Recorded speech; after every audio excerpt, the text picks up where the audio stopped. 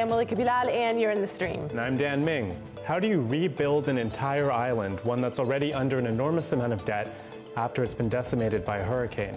That's the challenge facing Puerto Rico after Hurricane Maria devastated the U.S. territory. But government officials on the island have vowed Puerto Rico will rise again. So what does that look like? Joining us from San Juan to discuss this, we have Renee Vargas, a lawyer and newspaper columnist in Puerto Rico. Isabel Ruyan, she's the managing director of Con PR Metidos, a nonprofit focused on the social and economic development in Puerto Rico. In New York, Hector Figueroa, a Puerto Rican activist and president of 32BJ Service Employees International Union. Also in New York, Kate Aronoff. She's a reporter with The Intercept and a writing fellow at In These Times. Welcome everyone to the stream. Now, we also invited the mayor of San Juan onto our show. She originally agreed, but later declined due to her scheduling conflicts. So let's start here on my laptop with this headline via the Washington Post. When Hurricane Maria hit Puerto Rico, everything collapsed simultaneously. Well, Renee, with a disaster of this magnitude, where does the recovery even start? Do you start with roads, electricity grid, water? Well, first of all, we have to work to get things. I don't think that they'll be back to normal anytime soon, but at least to have a country that has drinking water, a country that has electricity, that has, we haven't talked about this, that has communications. Like right now, most people can't even communicate with each other or send text or messages. There's still people that are accounted for, like the situation that Hector was talking about earlier. But I think that the biggest hurdle right now is that this will require a lot of investment in infrastructure, in roads, and the country is bankrupt. And there are several bondholders that are trying, that are in bankruptcy court trying to make Puerto Rico pay or devote more of its income and more of its budget on paying a debt that has not been audited, and that the people of Puerto Rico, frankly, a part of it don't know where it really went to.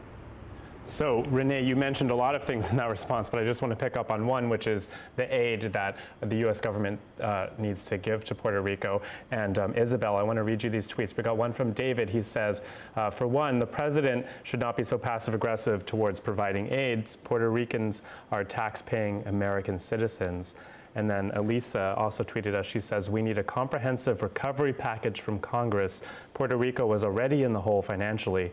It's going to take years and money to rebuild. So Isabel, we know that President Trump, since declaring it a state of emergency, this has allowed the US Congress to work on a comprehensive aid package for Puerto Rico. Isabel, what do you hope to see in that aid package? Well, I'm hoping to see nothing less than what they had offered other areas of the United States that have been suffering from something similar. And what does that mean? Yeah, I think.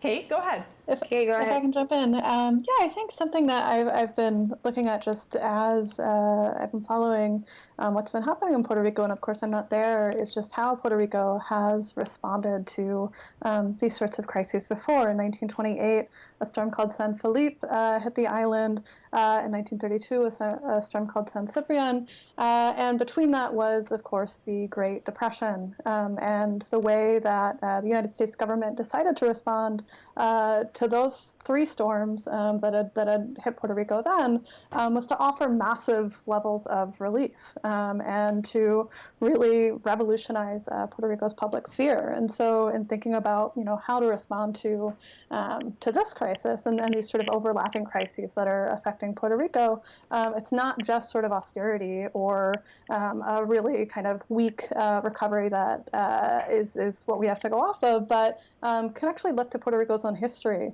and the way that that the United States government has helped Puerto Rico recover and really rebuild, not just thinking about immediate recovery, but long-term rebuilding and investing not just in revolutionizing things like roads and electric infrastructure, but also in making that a democratic transition, which is maybe different than what we're expecting today. Hector? Yeah, I mean, I think the institutions that are needed is as important as the physical infrastructure and the financial relief. Starting with the latter, the immediate need that Puerto Rico has is the recognition by the Fiscal Oversight Board, and there were declarations to this effect yesterday that need to come to a quick conclusion that the debt that Puerto Rico carries cannot be repaid. And then the money that the Fiscal Oversight Board took from the municipalities out of this austerity process needs to be returned. That has to happen immediately, and obviously we need to get billions of dollars. The damages are estimated to be over $85 billion and counting and adding to provide for the need that the island has now. But then you need the political institutions.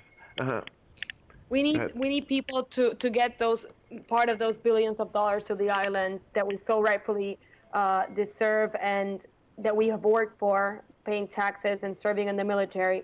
People need to apply for FEMA, and the FEMA has to do a better job at getting out there to the people, because right now what they're saying is you need to fill out the form online. I mean, people don't have energy, people don't have water. So we need to make it easy for people to be able to apply for these FEMA applications. That's step one of this process. So I mean, the first step is to normalize as much as we can circumstances for the people in Puerto Rico. But on the question of rebuilding, we're going to need nothing short of a Marshall Plan for the island. The recognition that you need to have several components of economic development here. Debt relief, a change, way of making decision-making. Right now is all in the hands of the Fiscal Oversight Board. That needs to be democratized and going back in the hands of Puerto Rico with support from the federal government, because decisions should not be running through the Fiscal Oversight Board in an emergency like this. And then we also need to have a plan about what Puerto Rico should look like. The energy sector needs to rely more in renewable resources, less on fossil fuels. There is an opportunity here to have a resilient, fossil, free, Puerto Rico, just like Costa Rica has been doing. Reimagine the infrastructure for tourism. If Puerto Rico cannot become a place that tourists can start to go in a relatively reasonable period of time, it's going to lose its revenue from that. So I think that there is a question of saving lives, normalizing the conditions under which Puerto Ricans are right now. And Hector, I'm just going to explain for our international audience, in case they haven't seen our other shows on Puerto Rico. You mentioned the Fiscal Oversight Board. That is PROMESA, sure. Puerto Rico Oversight Management and Economic Stability. And that's the board that's tasked by Congress, U.S. Congress in 2016 to oversee the island's debt. And it's about $70 billion in debt, a little over that. Dan, I know that the community has thoughts on the debt. They have thoughts on what's going to happen because of that debt. What do they say? Well, also, one of the things is Hector mentioned that Puerto Rico needs a Marshall Plan. We're seeing concerns that things might not go the way that he would like it to go. Renee, I want you to listen to these tweets. We had Natalia, she wrote, she said, certainly expecting big contracts to be parceled out to politically connected happened after Hurricane Katrina will happen again. That also goes into the question, Renee, that you mentioned of disaster capitalism, of privatization happening after the shock of the hurricane. This is something that Naomi Klein, the scholar, has referred to. Renee, how would you oppose that then? Well, the only way is, as Hector has suggested, for there to be investing in Puerto Rico, but by the U.S. government in the style of a Marshall Plan, like after World War II. And the reason is, like, if you let Puerto Rico just on itself at this point, Puerto Rico is going to be at the mercy of bondholders, who are just bondholders and vulture funds, who at this moment are just looking to make a quick buck out of the bonds that they rebought on the market. And if Puerto Rico, and this is on what Hector was saying, we cannot only focus on the immediate relief. We have to think about the transformation of the relationship between Puerto Rico and the United States, because that is the relationship that has brought us where we are, where we can't manage this crisis on our own because we do not have the opportunities, we do not have the access to resources that other states has or that independent countries have. So we're stuck in this vacuum. And then we have bondholders on one side, vulture funds on one side. We have what we need to do to reconstruct our island. And then we have a U.S. Congress that does not seem to be interested in tackling this head on. So definitely there needs to be a combination, debt relief and The only way to protect Puerto Rico from bondholders and from vulture funds, and for it to be able to actually get off the ground, is for the U.S. government to step in, or there to be a transformation in our relationship with the U.S. Either of the two, I or jump the in two. there? I do But think, we need to move on from this. So Renee, you started something. I know Isabel wants to jump in, and Renee and Kate as well. Kate, go ahead. Yeah, and a colleague of mine in these times was talking to an organizer at SCIU, another local here in the States, who said the left really needs its own version of the shock doctrine, and a shock doctrine not to enforce massive levels of privatization as bondholders and other corporations sort of looking at the wreckage of Maria to make a quick buck are likely to do in the coming weeks and months, but really to see this as a way to democratize Puerto Rico's economy, democratize Puerto Rico's government. The Fiscal Control Board is only required to have one Puerto Rican member on it. And so I think that this can be a real opportunity to really rethink a part of the United States functionally that a lot of us in the United States have forgotten about for a long time, and really think about this as an opportunity to rebuild and in some cases build a better relationship than the United States has had to Puerto Rico through its whole history. So one question that keeps coming up year after year, Isabel, I actually want to read the statement for you. One question that keeps coming up is that of statehood for Puerto Rico, and I know people are both for it and opposed to it. Take a look at the statement we got from Jose Fuentes. He's with the Puerto Rico Statehood Council. He says, Puerto Rico destruction gives the U.S. a chance to do the right thing, rebuild the struggling territory as a strong state. Any long-term recovery of Puerto Rico that does not resolve its status in favor of statehood would be incomplete. Isabel, are you in favor of statehood for Puerto Rico? I am not going to get into status conversations right now. I think that's have been part of the problem in the past when we keep talking about the status and not about what are the best solutions for Puerto Rico in terms of economic development. What I will say about the debt is that President Trump said yesterday in Fox News that he was just going to wipe away the debt. I don't know what that means. Until we know what that statement means, we can then start understanding what are our cards on the table and what are our options. And I also wanted to say, in terms of rebuilding Puerto Rico, we do have an amazing, talented, and knowledgeable human capital, and that's our biggest asset. And we have Puerto Ricans in the island, and we have Puerto Ricans outside the island that are ready and eager to jump and help in any way possible. It can be with their connections, it can be with their know-how, and what I am expecting and what I'm seeing that's going to happen is that civil society, think tanks, nonprofits are going to come together and want to work together as a team to rethink Puerto Rico in a sustainable way.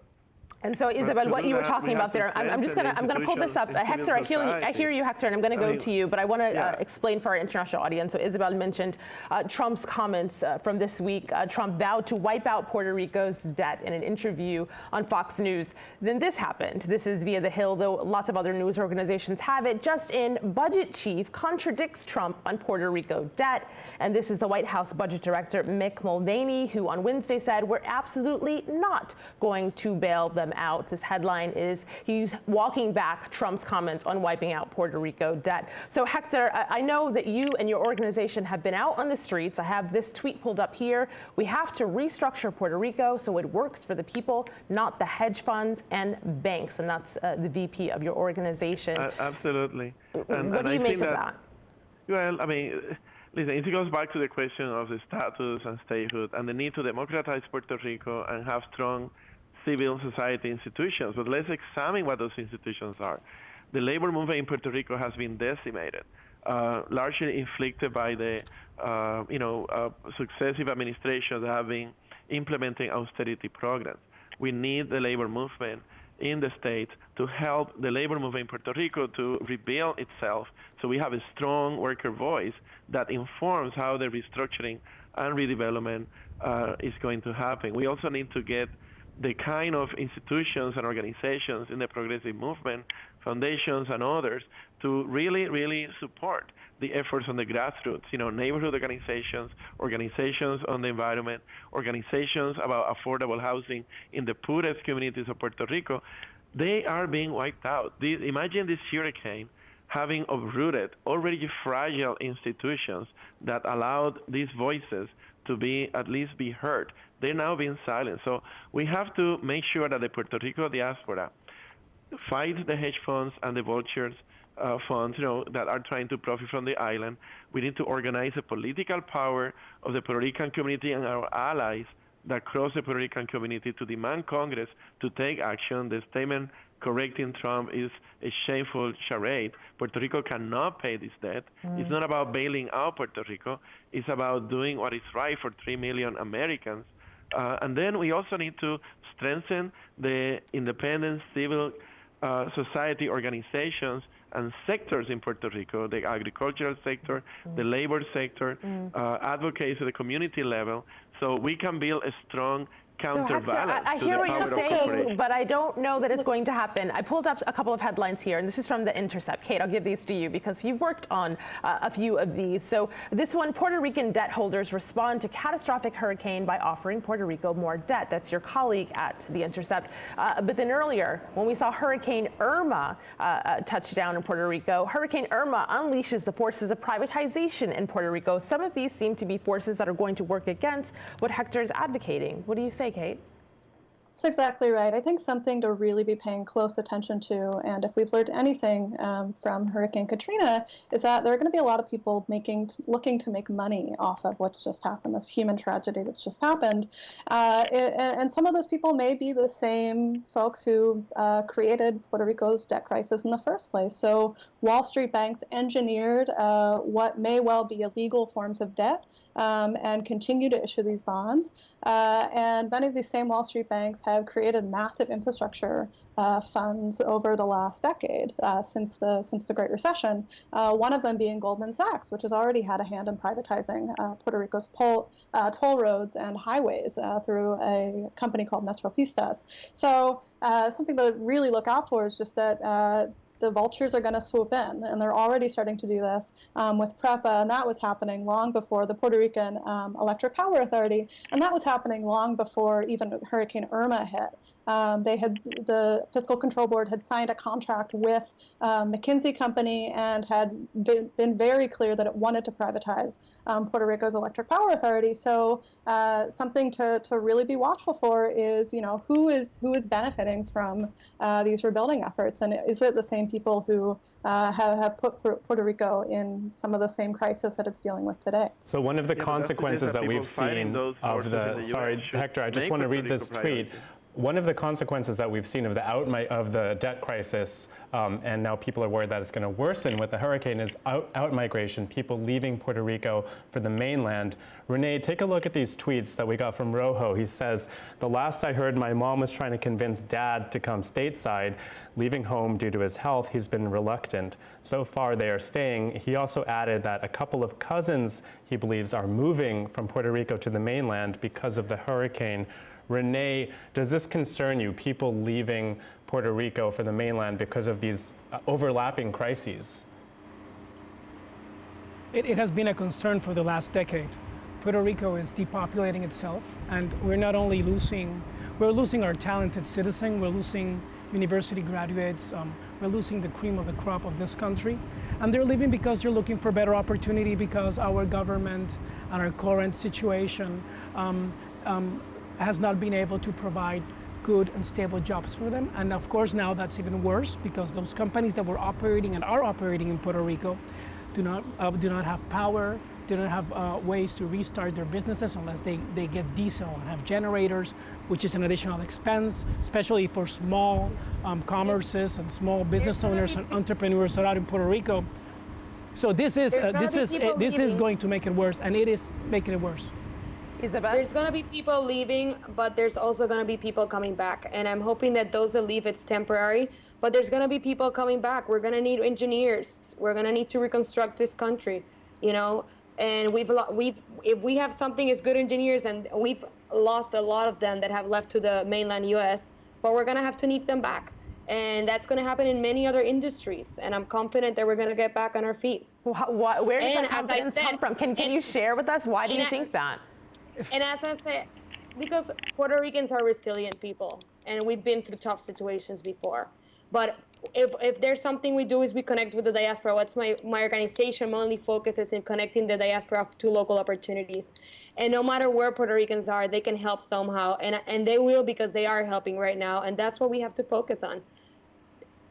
So we're together. So speaking of this optimism, I'm sure that, yeah. Go ahead, Renee. I'm sure that to help out, they will come back, and they might be temporary, but we need to create economic opportunity for these people.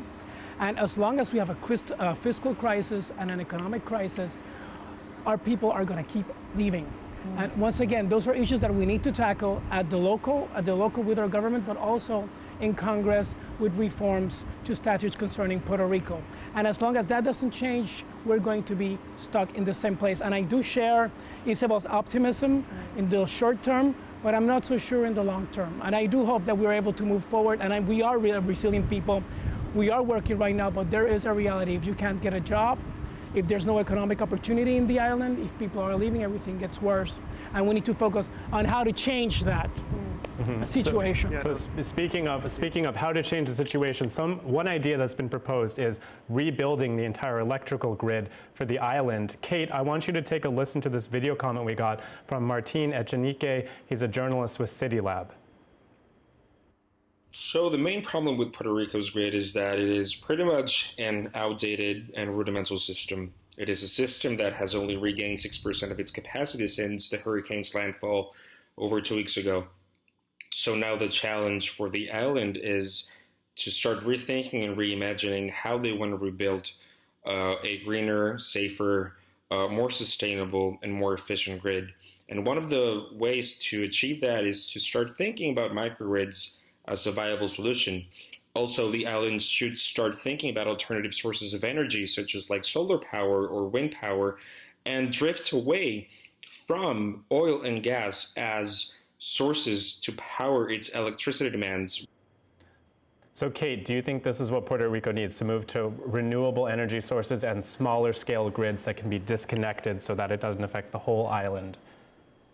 I think that's a huge part of the solution to what's going on in Puerto Rico right now, in part because what we've seen is that when one power line goes down, 10,000 people can lose power and maybe more. When one solar panel goes out, that's not the same. So not only is transforming PREPA, transforming the grid, a real chance to make the system more storm resilient, to make energy cheaper in some cases, but it could also put a lot of people back to work, which can go to addressing some of the longer term crises that Puerto Rico has been dealing with. So I mean, the biggest challenge we have is that in the U.S. we are going exactly in the opposite direction. So we have an administration that is advocating for more fossil fuel and more utilization of gas and coal and oil, and is entrenched with the interests of the big oil companies. So I want to go back to the question of how do we actually get in this direction, because it's exactly the direction that we should go, that rebuilding of the grid.